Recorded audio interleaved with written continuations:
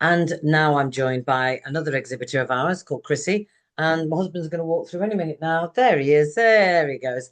And we're going to chat with Chrissy a little bit about what it is that she's going to be sharing with you all when you come on March the 29th to the Mind Body Wisdom Wellbeing Expo. Now, Chrissy, how would you describe what it is that you do? Um, I give readings to assist people to gain that clarity and confirmation of things around them that they know deep within them that is there, but they just need to have almost like that second voice um, Bit of validation, confirmation. information. Yeah, Yeah, that yeah, really. Uh, yeah. yeah, How long you been doing this now? professionally 4 years. Is that all? Yeah, but before in the last 20 years, I've kind of been tapping in and going to spiritual churches, and that's where it all began.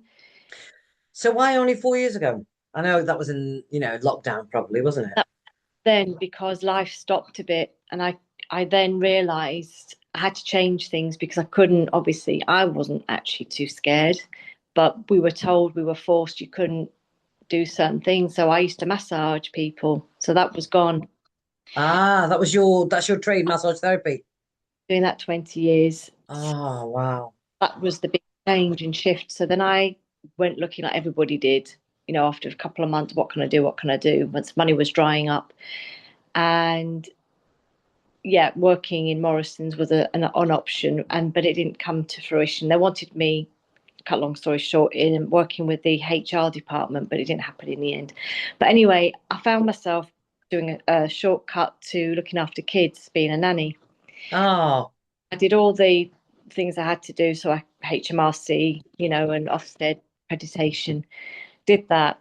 And from looking after this one particular baby, there's quite a story to this because I was pregnant, lost a baby, and this baby that came into my life that I worked full time with would have been the time when my baby would have been here.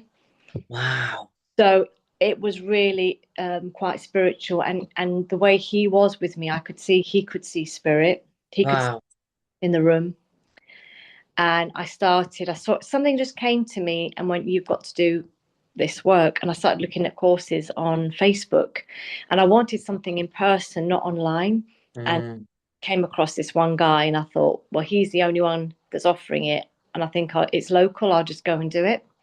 And that went over a period of 5 months. We'd go in so many weekends and we'd learn different parts. For me, it was more about learning tarot, learning how to tap in and have these strategies, because obviously I used to get messages willy-nilly for people that I didn't know, or sometimes friends, but it wasn't a constant thing, and I didn't know how to access it and how Mm. in all the time. Interesting, because I mean, I used to go to readers all the time from the age of sort of 18, 19. I'm 53 now, so had been going to them for a lot of years. And the reason always being, and I'm sure this is a common thing with a lot of people, as you'll probably find, they always want to have guidance on, am I doing the right thing? And I found that I was constantly living in a reactionary state, meaning that I could only react to something when it happened outside of me, not recognizing that there was an element of co-creation involved.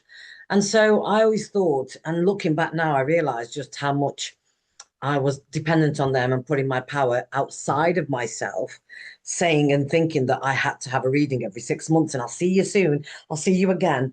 And it being this loop that I was constantly in. Yeah.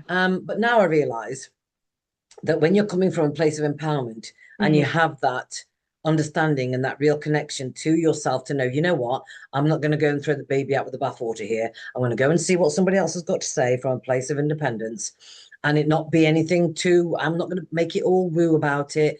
No. I appreciate connection. I love all of spiritual stuff and whatnot. Yeah. But where do you sit on that front?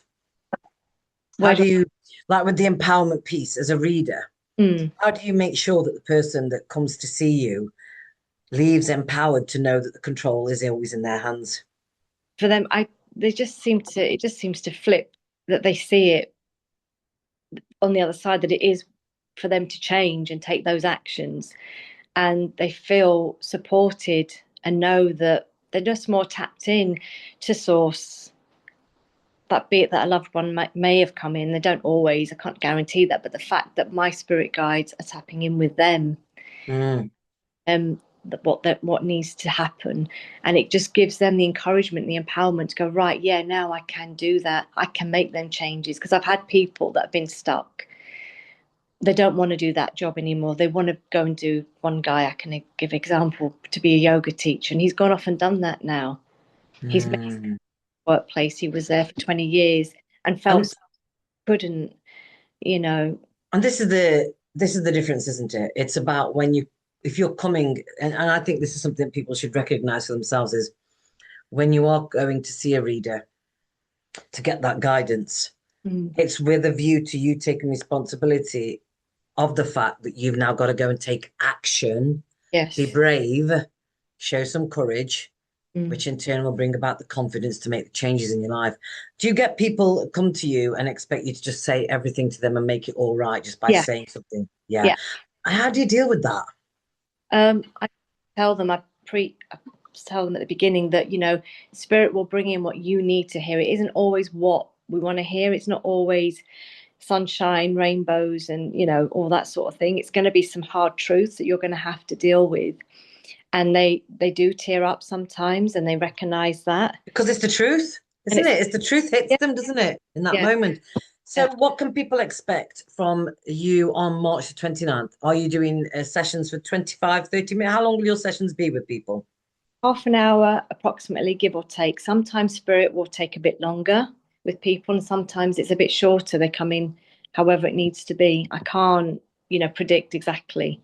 Mm, To come away feeling, like you say, empowered, uplifted, and to know that there's possibilities, for them there, to get them yeah, out of the dark into the light. yeah. Show them that light at the end of the tunnel because a Yeah, lot of us can't see it, yeah, right? Thank you so much, Chrissy. I'm looking forward to my yeah. session with you, actually. And I'll feed back folks on what that was all about as well. But I'll look forward to seeing you on the 29th. Thank you. Thank you.